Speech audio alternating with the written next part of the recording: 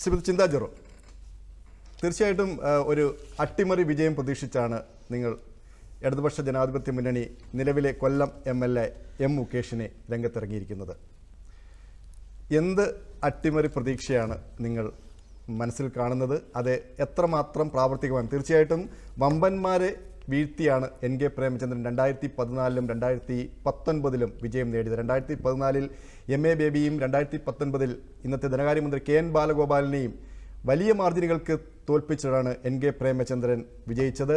ഈ NK പ്രേമചന്ദ്രനെ പരാജയപ്പെടുത്തുക എന്നത് ഇടതുപക്ഷ ജനാധിപത്യ മുന്നണി പ്രത്യേകിച്ചും CPM-ന് വലിയൊരു അഭിമാന പോരാട്ടം കൂടിയാണ്. എങ്ങനെയാണ് നിങ്ങൾ ഈ ഒരു അട്ടിമറി വിജയം നേടുന്നത്? ഞങ്ങൾ പൂർണ്ണ വിശ്വാസത്തിൽ തന്നെയാണ്. സഖാവ് M. മുകേഷ് കൊല്ലത്തിൻ്റെ MLA എന്ന നിലയിൽ 2 ടേം കൊല്ലം നിയമസഭാ മണ്ഡലത്തിൽ നിന്നും MLA ആയി തിരഞ്ഞെടുക്കപ്പെട്ട് അദ്ദേഹം കൊല്ലം നിയമസഭാ മണ്ഡലത്തിൽ നടത്തിയിട്ടുള്ളൊരു വികസന പ്രവർത്തനങ്ങൾ, അതിൻ്റെ ഒരു അംഗീകാരം ആകെ പാർലമെൻറ്റിലെ ജനങ്ങൾ അദ്ദേഹത്തിന് നൽകും. അതിൻ്റെ ഭാഗമായി കൊല്ലം പാർലമെൻറ്റിന് കൊല്ലം നിയമസഭാ മണ്ഡലത്തിൽ നടന്ന വികസനത്തിൻ്റെ തുടർച്ച പാർലമെൻറ്റിൽ ആകെ ഉണ്ടാകുന്നതിന് വേണ്ടി ജനങ്ങൾ സഖാവ് M. മുകേഷിനെ വിജയിപ്പിക്കുമെന്നുള്ള വലിയ പ്രതീക്ഷയിൽ തന്നെയാണ് ഇടതുപക്ഷ ജനാധിപത്യ മുന്നണി നിൽക്കുന്നത്. ഇവിടെ UDFൻ്റെ പ്രതിനിധി ശ്രീ NK പ്രേമചന്ദ്രൻ്റെ വികസനം സർവതല സ്പർശിയാണ് എന്ന നിലയിലേക്ക് സൂചിപ്പിക്കുകയുണ്ടായി. എനിക്കതിനോട് കടുത്ത വിയോജിപ്പാണുള്ളത്. കഴിഞ്ഞ 10 വർഷക്കാലം MP എന്ന നിലയിൽ കൊല്ലത്ത് യാതൊരു വികസന പ്രവർത്തനവും നടത്താതെയാണ് ശ്രീ NK പ്രേമചന്ദ്രൻ മുന്നോട്ട് പോയിട്ടുള്ളത്. കൊല്ലത്തിൻ്റെ ഒരു ഐഡൻറ്റിറ്റി, സ്വത്വം എന്ന് പറഞ്ഞാൽ അത് കശുവണ്ടി മേഖലയാണ്.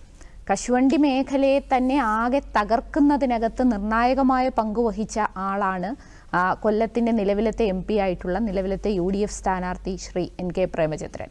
കയറ്റുമതി ടാക്സ് അത് വർദ്ധിപ്പിക്കുന്നതുമായി ബന്ധപ്പെട്ട് അദ്ദേഹം നടത്തിയിട്ടുള്ള അഭിപ്രായ പ്രകടനങ്ങൾ, അതുമായി ബന്ധപ്പെട്ട് കുത്തകകളെ സഹായിക്കുന്നതിന് അത് വഴിതിരിച്ചത്, പാവപ്പെട്ട കശുവണ്ടി തൊഴിലാളികളുടെ ജീവിതത്തിനകത്ത് അത് സംബന്ധിച്ചുണ്ടാക്കിയിട്ടുള്ള പ്രശ്നങ്ങൾ, ഇതെല്ലാം ജനങ്ങളുടെ മനസ്സിൽ വളരെ ആഴത്തിലുണ്ട്.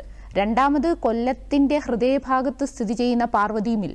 പണ്ട് പാർവതി മില്ലിൽ നിന്നും പണി കഴിഞ്ഞ് തൊഴിലാളികൾ പോകുമ്പോൾ കൊല്ലത്തൊരു ഉത്സവ അന്തരീക്ഷമായിരുന്നു.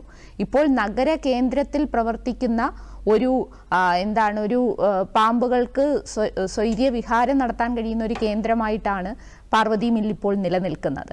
അപ്പോൾ പാർവതി മില്ലിൽ നാനോ ടെക്നോളജി ഇൻസ്റ്റിറ്റ്യൂട്ട് കൊണ്ടുവരുമെന്ന് അദ്ദേഹം വാഗ്ദാനം നൽകി. പക്ഷേ അതൊന്നും സാധിക്കാനോ അതൊന്നും നടപ്പിലാക്കാനോ കൊല്ലത്തിൻ്റെ MPക്ക് സാധിച്ചിട്ടില്ല എന്നുള്ളത് ജനങ്ങൾ കൃത്യമായി വിലയിരുത്തുകയാണ്. നോക്കൂ, അദ്ദേഹം നിരന്തരമായി പ്രഖ്യാപനങ്ങൾ നടത്തും, അദ്ദേഹം പ്രസ്താവനകൾ നടത്തും. ഇവിടെ കുറേ കണക്കുകൾ പറഞ്ഞു, അദ്ദേഹത്തിൻ്റെ പ്രസംഗങ്ങൾ, അദ്ദേഹം അവതരിപ്പിച്ചിട്ടുള്ള ബില്ലുകളെ സംബന്ധിച്ചല്ല. അങ്ങനെ വടിവൊത്ത ഭാഷയിൽ സംസാരിക്കുക, അച്ചടി ഭാഷയിൽ അഭിപ്രായങ്ങൾ പറയുക, ഇതെല്ലാം ഒരു സോഷ്യൽ മീഡിയയിലൂടെ അങ്ങ് പ്രചരിപ്പിക്കുക, ഇതാണ് അദ്ദേഹം കുറച്ച് നാളുകളായി ചെയ്തുകൊണ്ടിരിക്കുന്നത്. അത് ജനങ്ങൾക്കിപ്പോൾ അത് വ്യക്തമായി ബോധ്യം വന്നിട്ടുണ്ട്. അതുകൊണ്ട് തന്നെ കൊല്ലം പാർലമെൻറ്റ് മണ്ഡലത്തിൽ നടന്നിട്ടുള്ള വികസന മുരടിപ്പ് അത് MPയുടെ ഭാഗത്തു നിന്ന് വന്നിട്ടുള്ള ഗുരുതരമായിട്ടുള്ള വീഴ്ചയാണ്. അത് ജനങ്ങൾ തിരിച്ചറിയുന്നു. ഒപ്പം ജനങ്ങൾ ഇന്ന് ചർച്ച ചെയ്യുന്ന ഒരു കണക്ക് 1748 കോടി, അത് സഖാവ് M. മുകേഷ് MLA ആയി നിൽക്കുന്ന ഈ ഘട്ടത്തിൽ കൊല്ലം നിയമസഭാ നിയോജക മണ്ഡലത്തിൽ അദ്ദേഹം ചിലവഴിച്ചിട്ടുള്ള തുകയാണ്.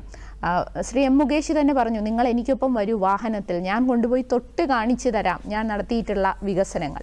ഇപ്പോൾ കൊല്ലം ടൗണിലൂടെ നമ്മളൊന്ന് പോയാൽ ശ്രീനാരായണ ഗുരു ഓപ്പൺ യൂണിവേഴ്സിറ്റി, ശ്രീനാരായണ ഗുരു സാംസ്കാരിക സമുച്ചയം, അത് കാട് പിടിച്ച് കിടന്നിരുന്നൊരു പ്രദേശം ഇപ്പോൾ ഒരു സാംസ്കാരിക ഇടമായി കൊല്ലത്ത് മാറിയിട്ടുണ്ട്. അതുപോലെ തന്നെ തങ്കശ്ശേരി ബ്രേക്ക് വാട്ടർ, തുറമുഖത്തിൻ്റെ പ്രവർത്തനങ്ങൾ, നമ്മുടെ റോഡുകൾ, പാലങ്ങൾ, കൊല്ലത്തെ സർക്കാർ ആശുപത്രിയിൽ വിക്ടോറിയ ആശുപത്രിക്കും സർക്കാർ ആശുപത്രിക്കും ചിലവഴിച്ചിട്ടുള്ള തുക 144 കോടിയാണ് ജില്ലാ ആശുപത്രിയുടെ വികസനത്തിനായിട്ട് കിഫ്ബിയുടെ കൂടി ഫണ്ടിൽ നിന്നും ചിലവഴിച്ചിട്ടുള്ളത്.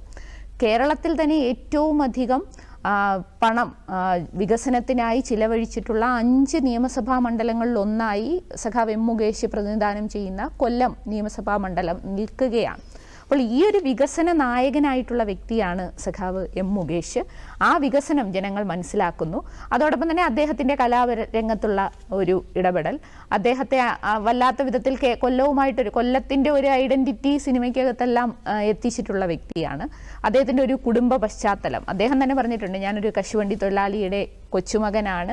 എൻ്റെ അമ്മൂമ്മ കശുവണ്ടി തൊഴിലാളിയായിരുന്നു. ശ്രീ ഒ മാധവൻ, വിജയകുമാരി ചേച്ചി കലാരംഗത്തെ കാളിദാസ കലാകേന്ദ്രത്തിൻ്റെ ഏറ്റവും പ്രധാനപ്പെട്ട നേതൃത്വമായി നിൽക്കുന്നവർ. അപ്പം ഇതെല്ലാം സഖാവ് എം മുകേഷിന് പോസിറ്റീവായി വരും. അദ്ദേഹത്തിൻ്റെ സരസമായ സംഭാഷണം ജനങ്ങളുമായി ഒത്തുപോകുന്നത്.